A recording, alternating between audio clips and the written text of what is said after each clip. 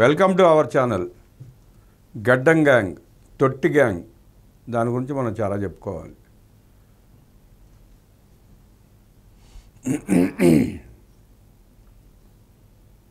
ఆ గడ్డం గ్యాంగ్ అధ్యక్షుడు కొడాల నాని, ఆ కొడాల నాని తండ్రి కొడాల అర్జునరావు గారు చాలా పెద్ద మనిషి, చాలా మంచి వ్యక్తి కూడా.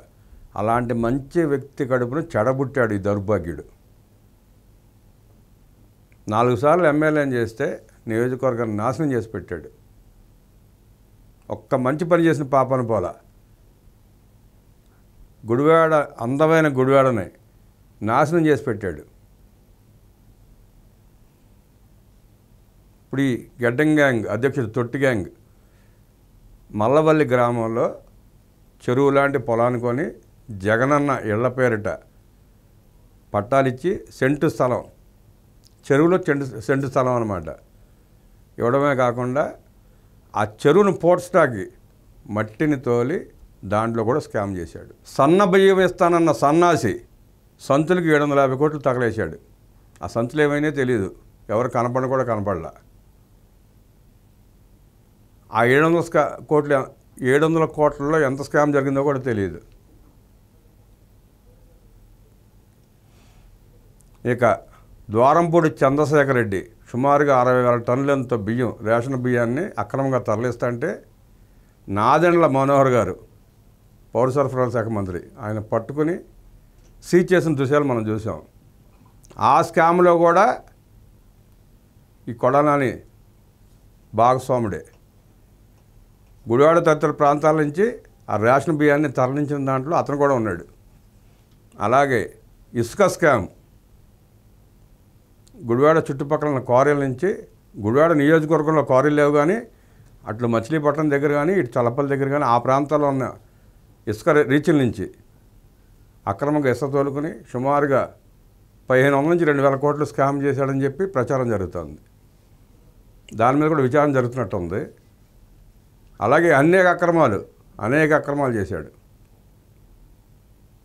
గత 5 ఏళ్ల పీరియడ్లో సుమారుగా 5,000 నుంచి 7,000 కోట్ల రూపాయలు సంపాదించాడని చెప్పి గుడివాడ ప్రచారం జరుగుతుంది. 20 సంవత్సరాలు ఎమ్మెల్యేగా చేసి చక్కటి బస్టాండ్ని నాశనం చేశాడు కానీ ఒక్క ఇంచు కట్టిన పాపాను పోలేదు, బాగు చేసిన పాపాను పోలా. వర్షం పడితే చెరువును తలపిస్తుంది గుడివాడ బస్టాండ్.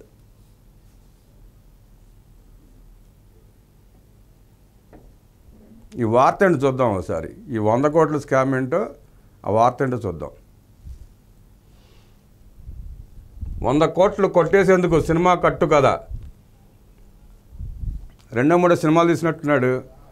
ఆ సినిమా ప్రభావం బాగా ఉన్నట్టుంది. ఇక్కడ కూడా సినిమా స్క్రిప్ట్ రాసుకున్నాడు అనమాట.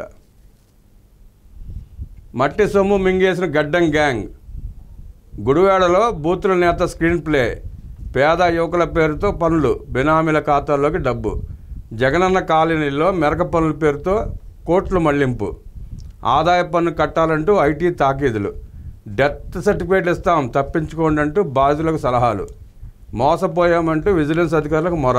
గుడివాడ వైకాపా బూతుల నేత సాగించిన అరాచకాలు, అక్రమాలు ఒక్కొక్కటిగా వెలుగులోకి వస్తున్నాయి. జగనన్న కాలనీలో ఇప్పుడు మెరక తొలగింపు పేరుతో ప్రభుత్వ ధనాన్ని కోట్లలో కొల్లగొట్టడమే కాకుండా సినిమా అంటూ కట్టు కథ చెప్పి కొందరిని పావులుగా వాడి నిలువునా ముంచేశాడు. పేదలకు పనులు అప్పగించినట్లుగా పంచాయతీల్లో తీర్మానించి మరీ దోపిడీకి పాల్పడ్డాడు. తమకు అనుకూలంగా ఉండేవారితో పాటు కొందరు పేద యువకుల ఖాతాలను తీసుకుని మెరక పనులు చేసినందుకంటూ ఆ ఖాతాల్లోకి డ్వామా ద్వారా కోట్లలో డబ్బులు జమ చేయించాడు.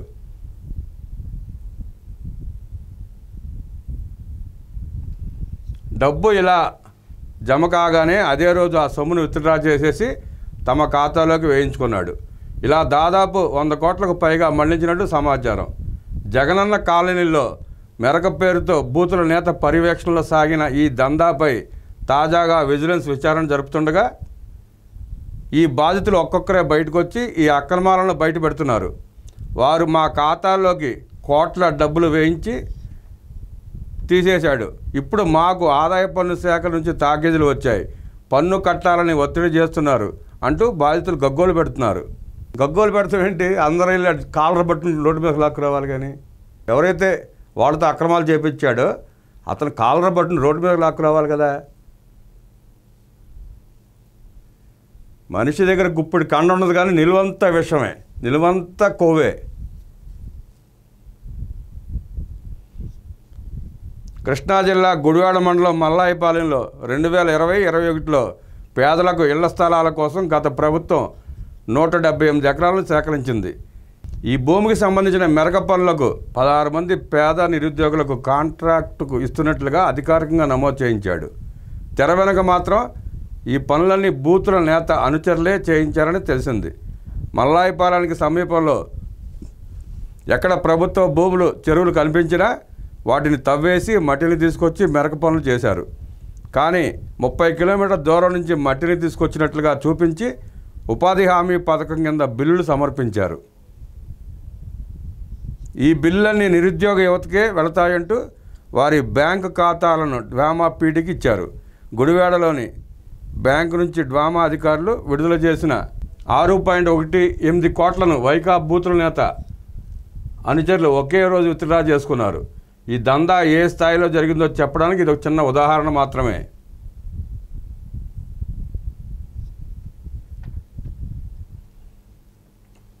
ఇప్పుడు ఆ 16 మంది ఖాతాలో కనీసం 500 కూడా ఉండవు. వాళ్ళ దాంట్లో ఒక్కసారి కోట్ల రూపాయలు వచ్చేటప్పటికి ఇన్కమ్ ట్యాక్స్ వాళ్ళు నోటీసులు పంపించడం, విచారణ జరిపించడం మొదలుపెట్టారు. ఈ విచారణ జరిపించబట్టి స్కామ్ అంతా బయటపడింది, లేదంటే బయటపడేది కాదు. అరే తమ్ముడు, పన్ను కట్టక్కర్లేదులే, ఏ సినిమాలో డైలాగ్ బాగానే పట్టినట్టున్నాడు. జాబితాలోని చాలామంది ఖాతాల్లో కనీసం 5,000 నగదు కూడా లేదు. అలాంటిది ఒక్కసారిగా కోట్లు వచ్చి పడేసరికి వారిపై ఆదాయ పన్ను శాఖ దృష్టి సారించింది. ఆ డబ్బుకు సంబంధించి లక్షల్లో పన్ను చెల్లించాలంటూ వారికి ఫోన్లు రావడంతో వారంతా బూతుల నేత కొడాలి నాని వద్దకు వెళ్ళి గగ్గోలు పెట్టారు. కానీ ఆ నేత మాత్రం చాలా ధీమాగా, అరే తమ్ముడు, పన్ను కట్టని అవసరం లేదులే, నీకు అవసరమైతే మన వాళ్ళు డెత్ సర్టిఫికేట్ ఇప్పిస్తారు, దాన్ని చూపితే పావలా కూడా కట్టాల్సిన పని లేదు, నేను చూసుకుంటా, మీరు వెళ్ళండి అంటూ వారిని పంపించేసినట్లుగా తాజాగా విజిలెన్స్ విచారణలో బాధితులు అధికారులు ఎదుట వాపోయినట్లు తెలిసింది. డెత్ సర్టిఫికేట్లు ఇస్తానంట. ఇంక నయ్యం, వివేకానంద రెడ్డిని జగన్ రెడ్డి పంపించినట్టు వాళ్ళని పంపించేలా. అంతటి దుర్మార్గుడే, అవసరమైతే ఆ పని చేసేవాడేమో. ఇదే భూమి జగనన్న కాలనీ, పేరు గొప్ప ఊరు దెబ్బ. చూడండి ఎట్టకట్టలు వేశారు మధ్య మధ్యలో. ఈ జగనన్న కాలనీ పుణ్యమాట భారతీయ సిమెంట్ ఒకటి లబ్ధి పొందింది, మిగతా ఎవరికి ఉపయోగం లేదు. కనీసం ఆ పేదలు కూడా ఉపయోగం లేదు. వాళ్ళు కూడా 90% మంది ఇళ్లలోకి వెళ్ళిన వాళ్ళు ఎవరు లేరు, 10% వెళ్ళుంటారేమో. బ్యాంకు ఖాతాల్లో కోట్లలో పడ్డా ఇలా. డ్వామా ఖాతా నుంచి 2022 జూలై 21 మందా చటర్జీ అనే యువకుడి బ్యాంక్ ఖాతాలో మొదటిసారి 1.12 కోట్లు జమ చేశారు. ఆ డబ్బును అదే రోజు వైకాపా నేత బెనామీ కంపెనీ శ్రీనివాస గార్మెంట్స్కు 50 లక్షల చొప్పున 2 సార్లు బదిలీ చేయించుకున్నాడు. మరో 7 లక్షలు సాయిరామ్ ఎంటర్ప్రైజెస్కు బదిలీ చేశారు. మందా చటర్జీ ఖాతాలోకి రెండోసారి 2022 ఆగస్టు 5న 48.51 లక్షలు డ్వామా నుంచి వచ్చాయి. బూతుల నేత ముఖ్య అనుచరులైన వైకాపా నేతలు సజ్జా శ్రీధర్ ఖాతాలోకి 14.70 లక్షలు, కొల్లి విజయ్ ఖాతాకి ఒకసారి 18.30 లక్షలు, మరోసారి 15.50 లక్షలు బదిలీ చేయించుకున్నారు.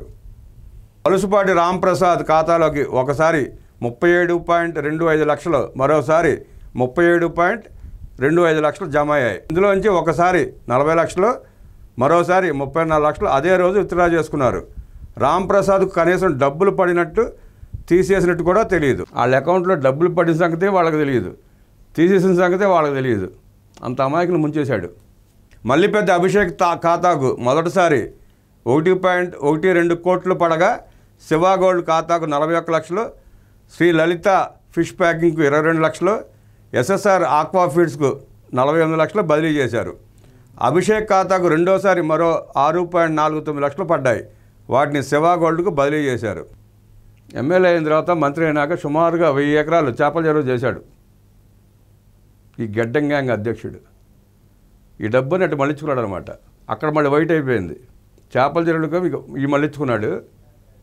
ఆ చేపలు అమ్ముకుని ఆ డబ్బంతా వైట్ చేసుకున్నాడు. తెలివితేటలు అట్లా ఉన్నాయి. పనికొచ్చే తెలివితేటలు లేవు, ప్రజలకు పనికొచ్చే తెలివితేటలు ఒక్కటి లేవు. నర్రా సుధాకర్ ఖాతాలోకి 1.12 కోట్లు పడ్డాయి. వాటిలో సాయి శ్రీనివాస్ ట్రేడర్స్కు 20 లక్షలు, ఎస్ఎస్ఆర్ ఆక్వా ఫీడ్స్కు 50 లక్షలు, బసవకుమార్ ఖాతాకు 10 లక్షలు, డి పాండురంగారావుకు 10 లక్షలు, Madhu institute of info technology private limited 20 లక్షలు, కొలపల్లి తనుజా ఖాతాకు 2 లక్షలు బదిలీ చేశారు. మందా దీప్తి ఖాతాలో 2.24 కోట్లు జమ కాగా ఈ డబ్బు నుంచి రామకృష్ణ టౌన్షిప్ పేరుతో 2.15 కోట్లను బదిలీ చేశారు. మల్లాయిపాలెం గ్రామ పంచాయతీలో 16 మందికి మెరక పనులు అప్పగిస్తున్నట్లు తీర్మానం చేయించాడు. ఆ జాబితాలో ఉన్నవారి బ్యాంక్ ఖాతాలతోనే ఆర్థికపరమైన లావాదేవీలు జరపాలని అందులో పేర్కొన్నాడు. ఆ తర్వాతే అసలు కథ నడిపించాడు.